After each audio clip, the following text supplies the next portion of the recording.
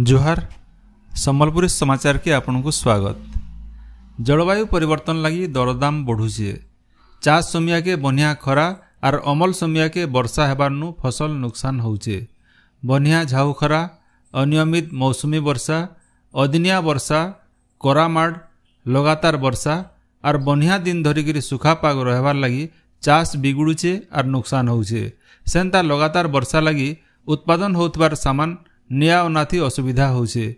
पनीपरिबा और दाल हेथिर लगी महंगा होचे बोली 2023-24 अर्थनैतिक सर्वे रिपोर्ट न उल्लेख रही। रिपोर्ट न कहा जाइए जे चाषी मानकर आय बढ़ावार लगी कृषि क्षेत्र थी निवेश जह नुए हेले अर्थनीति के आगे नेबार लगी इहादे भी कृषि क्षेत्र क्षमता रही। जुआन पीढ़ींकर लगी जावतिया खाद्य मोटा हेबारटा और सोशल मीडिया लगी मानसिक स्वास्थ्य बिगुड़ी थिबार विषय के नेइकिरी ई रिपोर्ट थी सतर्क करा जाइछे। पाठपढ़ा चाप और भिन्न भिन्न कारण लगी युववर्गंकर भितरे बढ़ुथिबार मानसिक अवसाद देशर अर्थनीति लगी भल लक्षण नुहे बोली ई रिपोर्ट न कहा जाइछे। उत्तर प्रदेश सरकार तरफु काउडिया माने जीवार रास्ता तराथी थिबार होटेल मानके होटेल मालिक मानकर नाँ लेखवार लगी देथिबार निर्देश उपरे सुप्रीम कोर्ट अंतरीण आदेश जारी करिछन। होटेल न काଣା काଣା खाद्य बना होचे खाली तार तालिका देवार लगी अदालत निर्देश देइछन। उत्तर प्रदेश सरकार आदेश के चैलेंज करी स्वेच्छासेवी अनुष्ठान association of protection of civil rights तरफु सुप्रीम कोर्ट न आवेदन करा जाइथिला।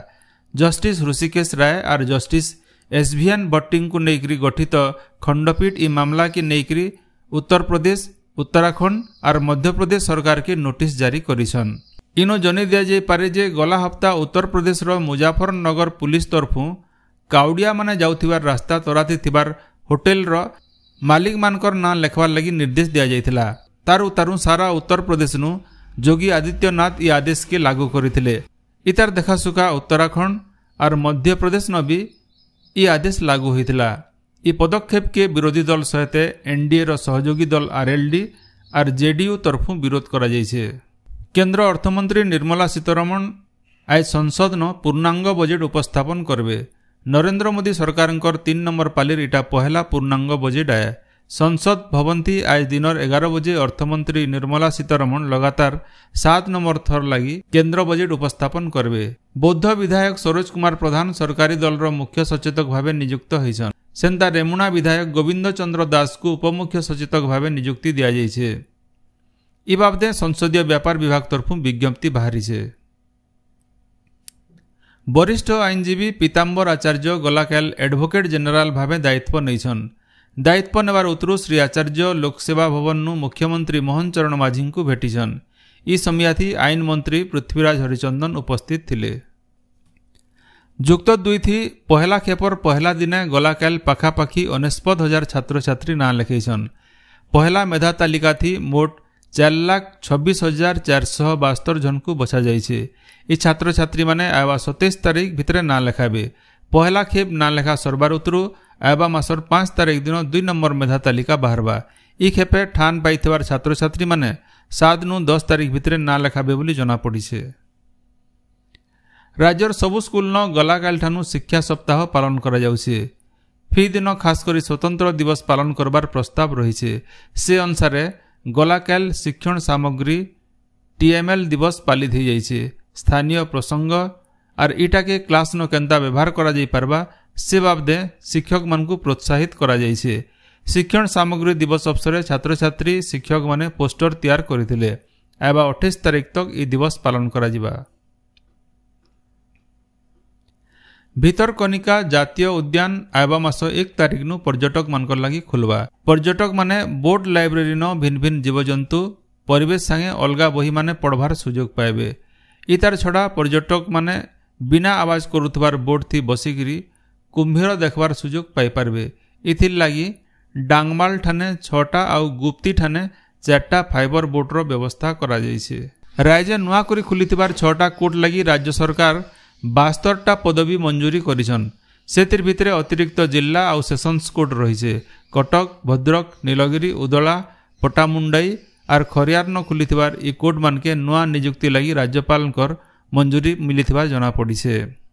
ସମ୍ବଲପୁର ଜିଲ୍ଲା ହୀରାକୁଦର ହିଣ୍ଡାଲକୋନ ଡ୍ୟୁଟି ସାରିକିରି ଘରକେ ଫେରୁଥିଲା ବେଲେ ଦୁଇଟା ଟ୍ରକ୍ ମଝିଥି ଚାପି ହେଇକିରି ଜଣେ କର୍ମଚାରୀଙ୍କର ଜୀବନ ଯାଇଛେ। ଆଜ ବୁର୍ଲା ଭୀମସାରନ ତାଙ୍କର ପୋଷ୍ଟମର୍ଟମ କରାଯିବା। ମୃତକଙ୍କର ପରିବାରକେ କ୍ଷତିପୂରଣ ଦେବାର ଲାଗି ଦାବି କରାଯାଇଛି। ସମ୍ବଲପୁର ଜିଲ୍ଲା ଧମା ଥାନା ଡକରା ବଡ଼ମାଲ ଗାଁର ଜଣେ ଜୁଆନ ପିଲାର ପାନି ବୁଡ଼ିକିରି ଜୀବନ ଯାଇଛେ। ଗଲାକାଲ ଦ୍ୱିପହରେ ବନ୍ଦକେ ଯାଇଥିଲା ବେଲେ ଏହି ଅଘଟନ ଘଟିଥିବାର ଜଣାପଡ଼ିছে। କାପୁଡ଼ି ସମାଜକେ ଏସସିବିସି ଆର୍ ଓବିସି ପ୍ରମାଣପତ୍ର ଦେବାର ଲାଗି ଭଟଲି ବିଧାୟକ ଇରାଶିଷ ଆଚାର୍ଯ୍ୟ ମୁଖ୍ୟମନ୍ତ୍ରୀ ମୋହନ ଚରଣ ମାଝୀଙ୍କ ଠାନେ ଦାବି କରିଛନ୍। ପଶ୍ଚିମ ଓଡ଼ିଶା କାପୁଡ଼ି ସମାଜ ତରଫୁ ବନିହା ଦିନୁ ଇ ଦାବି ହୋଇ ଆସୁଛେ। ରାଜ୍ୟ ଅନଗ୍ରସର ଜାତି କମିଶନ ତରଫୁ ଇ ଦିଗେ ପଦକ୍ଷେପ ନେବାରକେ ଦାବି ହେଉଛି। ବରଗଡ଼ ଜିଲ୍ଲା ପାଇକମାଲ ବ୍ଲକ ଲକ୍ଷ୍ମରାନୁ ମୁଖ୍ୟମନ୍ତ୍ରୀ ବସ୍ ସେବା ଯୋଜନା ମୂଲ ହେଇଛେ। ଏତକେ ଲକ୍ଷ୍ମରା ଚର୍ଦାପାଲି ସରାଇକେଲା ପଞ୍ଚାୟତ ସାଙ୍ଗେ ଫ୍ରେଜରପୁର ଆଦର୍ଶ ସ୍କୁଲକେ ପଢ଼ି ଯାଉଥିବାର ଛାତ୍ରଛାତ୍ରୀମାନେ ବସ୍ନ ସୁବିଧାଥି ଯା ଆସ କରିପାରିବେ। ବରଗଡ଼ ଜିଲ୍ଲା ଗ୍ରାମାଞ୍ଚଳ ଥାନା କଲାପେନ ପଞ୍ଚାୟତ ବୁଦେଲପାଲି ଗାଁର ଝନକର ଗୁହାଲେ ଗଲା ରାତି ଜୁଏ ଲାଗିକରି ପଟେ ଫଲତି ଗାଏ ଆର୍ ଚାରପଟ ଛେଲ ପୁଡ଼ି ଯାଇଛନ୍।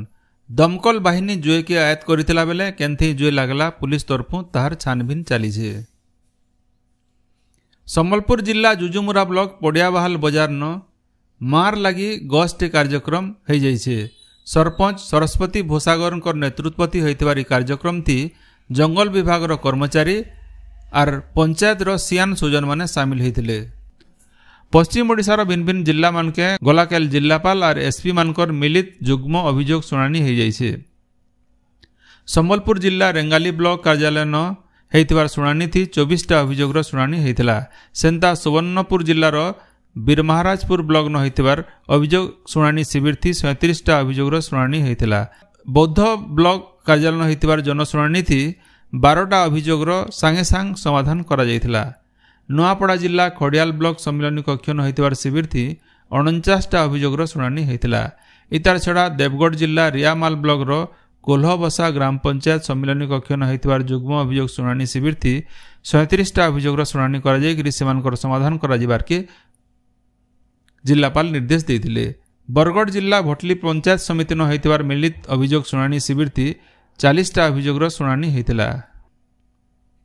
ଲଘୁଚାପ ଆଉ ପଛେ ହୋଇଥିବାର ଅବପାତର ପ୍ରଭାବଥି ରାଜ୍ୟରେ ବର୍ଷା ଲାଗି ରହିଛେ। ଆଇବା 4 ଦିନ ତକ ରାଜ୍ୟରେ ବର୍ଷା ହେବା। 2 ଦିନ ଧରିକିରି କେତେଟା ଜିଲ୍ଲାଥି ବର୍ଷା ହେବାରକେ ଥିବାରନୁ ଏ ଜିଲ୍ଲାମାନଙ୍କୁ ସତର୍କ ରହିବାର ଲାଗି ପରାମର୍ଶ ଦିଆଯାଇଛେ। ଆପଣମାନେ ସବୁଦିନ ଶୁଣୁଛନ୍ ଆମର ଭାଷାଥି ରେଡ଼ିଓ ଖବର ସମ୍ବଲପୁରୀ ସମାଚାର। ସମ୍ବଲପୁରୀ ସମାଚାର ବାବଦେ ଆପଣଙ୍କର ମତାମତ ଦେବାର ସହିତ এই কামকে আগে জারি রখবার লাগি তহক আর সহযোগ দেবারকে অনুরোধ। আমার ইউটিউব চ্যানেলকে লাইক শেয়ার আর সবসক্রাইব করুন আউ ফেসবুক পেজকে ফলো করুন। জোহার।